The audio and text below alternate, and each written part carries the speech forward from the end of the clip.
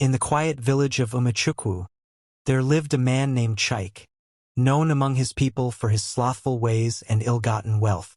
While other men toiled in farms and workshops, Chike lounged in the shade, living off dark dealings that most dared not speak of aloud. Chike was part of a secret child trafficking ring, stealing children from distant towns and selling them for money. It was a dark trade he had grown accustomed to, moving in shadows with a small group of like-minded criminals who called themselves Ihe evil shadows. Oriaku, Chike's long-suffering wife, was the opposite of her husband. She was hard-working, gentle, and known for her compassion. Her life revolved around her two daughters, Ada and Nena, whom she cherished like the stars in her sky. One sunny morning, Oriaku decided to travel with her daughters to a neighboring village called Nko, where she had been hired to clear a large farmland. It was an opportunity to earn extra money for the coming market festival. As Oriaku worked under the scorching sun, the girls played near the stream that marked the edge of the farm.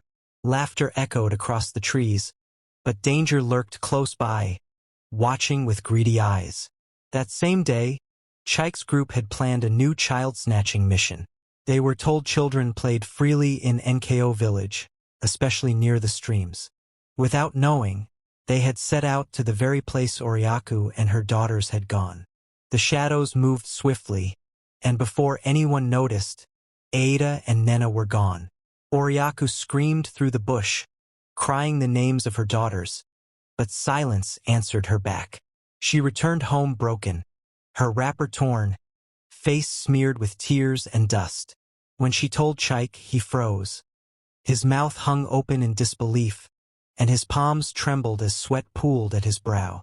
That night, Chike hurried to the meeting place of Ihe, demanding to know which town they had struck that day. His heart dropped when one of them casually said, "We took two beautiful girls from Nko village, playing near a stream." It was as though lightning struck his soul.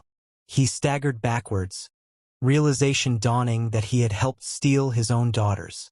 In a fit of regret, he begged his partners to tell him where the girls were taken, but the network had already passed them to another handler. Chike became a shadow of himself. He searched villages and towns, weeping like a madman and swearing before gods and men that he would find his daughters. But the trail grew cold, and hope dimmed like a dying flame. One day, in desperation, he went out and stole two beautiful twin girls from another village.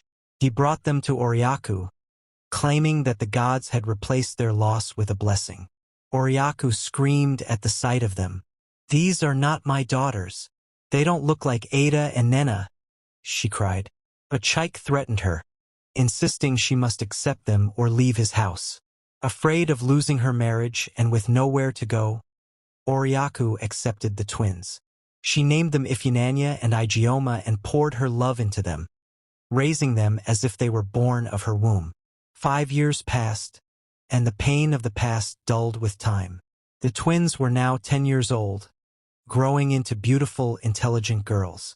But something strange began to happen. At night, the girls would sing eerie songs in languages Oriaku didn't understand. They often sat by the moonlight, talking to invisible beings. They would sometimes wake up in the middle of the night and speak of journeys to unknown lands. One day, Oriaku took her goods to a market in a distant village. There, an old soothsayer approached her, his eyes cloudy with wisdom. He looked at the twins and shook his head. "These girls are not yours," he said calmly. The soothsayer warned, "They are spirit twins, taken from their rightful place. At 10, they will awaken to their true identity. If not returned, they may bring misfortune or justice to your home." Oriaku dismissed the warning, thinking the man was only after attention. She returned home and continued life as usual, but the girls' behaviors became more disturbing. One night, the twins woke Chike, standing at his bed with eyes glowing strangely. "Take us home or we will take you to the gods," they said in unison. That same night, they sang louder than ever, shaking the house with their voices. Though they loved Oriaku dearly, they began to ask questions about their past. Eventually, they revealed to her in tears that they remembered their village, their father's name, and even the day they were taken. Oriaku was shaken. She investigated quietly, and everything the girls said was true. But fear crippled her. If she returned the twins, the villagers might stone her for being part of the crime. One night, the twins packed a small bundle and left the house silently. They walked for hours through forests and paths until they reached their village.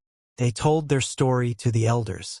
The villagers, filled with rage, followed them to Chike's house the next day. Chike was dragged out, tried by the village square, and stoned to death for his crimes against children. Though justice was served, the twins insisted they could not leave Oriaku. They begged their biological parents to let them stay with her, and in gratitude the parents agreed, paying Oriaku monthly for raising their daughters. The twins grew into graceful women and remained with Oriaku, loving her till the end of her days.